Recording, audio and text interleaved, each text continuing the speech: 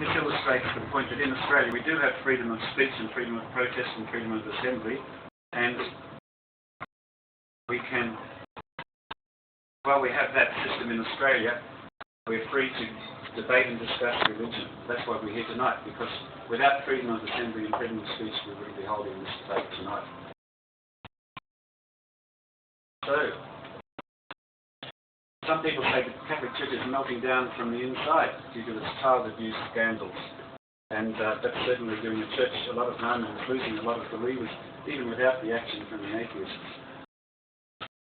And as some of you know, there was a Rise of Atheism conference in Melbourne a few weeks ago.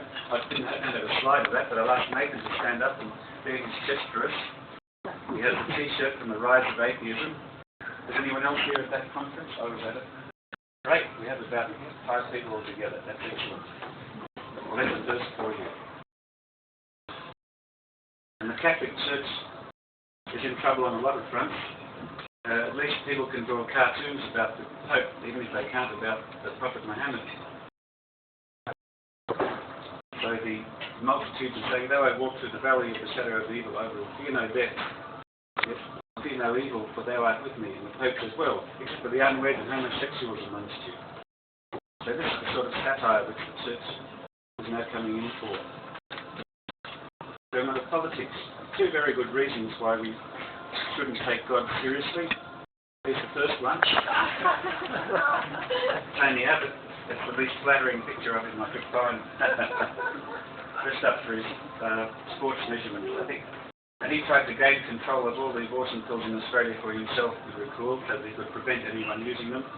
And also, a couple of weeks ago, he spoke for Jesus. He said that on such and such an issue, Jesus would say this and that. So did he realise what an anachronism that is? So the fact that people laugh at him is a good illustration of the trend that we're going in at the moment. And the other very good reason for not believing in God is Senator Steve Fielding.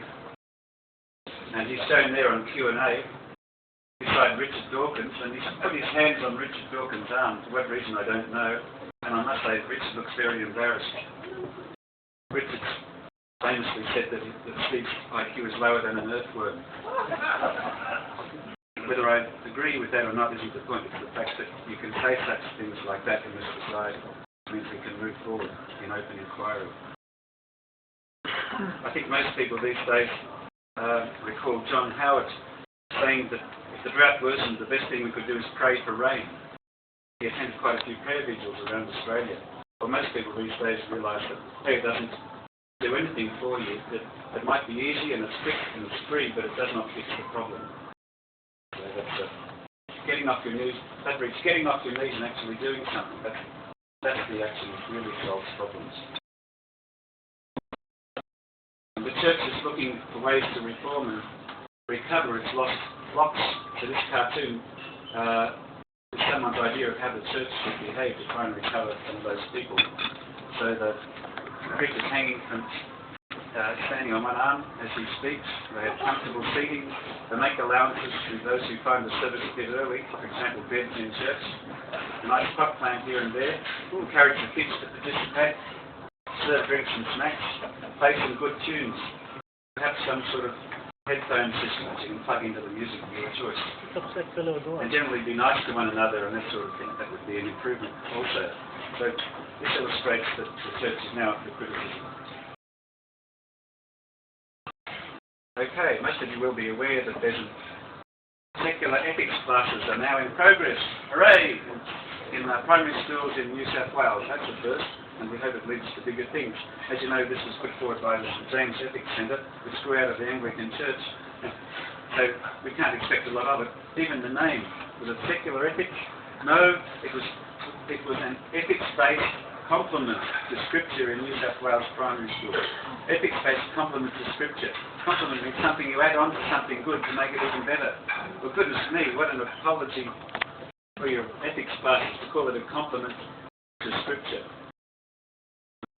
The secular party would have taken a much firmer view and at least called it an alternative to Scripture. That would have been a fairer description. One could have got some more extreme adjectives than that as well. But at least it's underway. Yes, 1 minute, okay. And we hope that it continues. And that will be further reduce the dependency on religion of our children, so that those curves in the census will push further upwards. Some other news from around the world. This is a international youth humanist conference in Kathmandu last year that I attended, and that's the sort of thing where secularists and humanists in aid programs come from around the world to try and see what good they can do in the country they're meeting in this case, Nepal. It was attended by about 50 people, and it was quite an experience.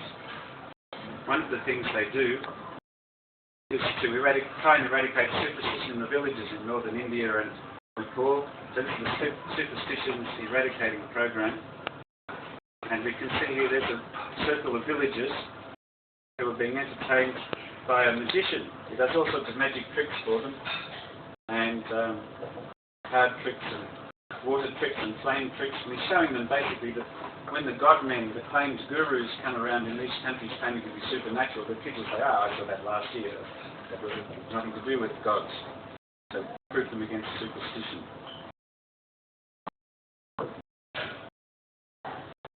And finally, the Sira Monastery in Lhasa. Is anyone here at the Sira Monastery?